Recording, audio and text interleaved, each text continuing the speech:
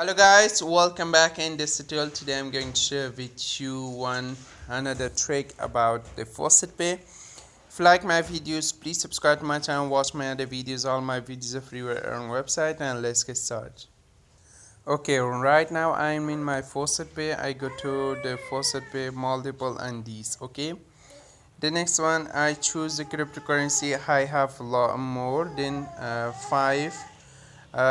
This is the Dogecoin. If you have Torrent, you can use this, and if you have Digibyte, and if you have Dogecoin, you can use this. Okay, go to automatically and come here down in here, just type 1.5. Okay,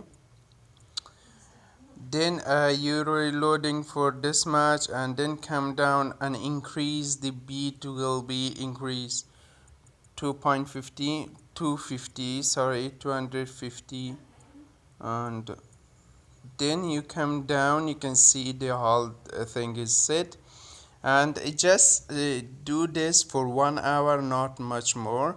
Then for this trick you need one application, and if you don't need any application, you just take your time for 1 hour. After 1 hour, come back and you can stop this one. Okay, just I click start, you can see this will be increase it. I just come have after 1 hour I come back and show you how much I earn.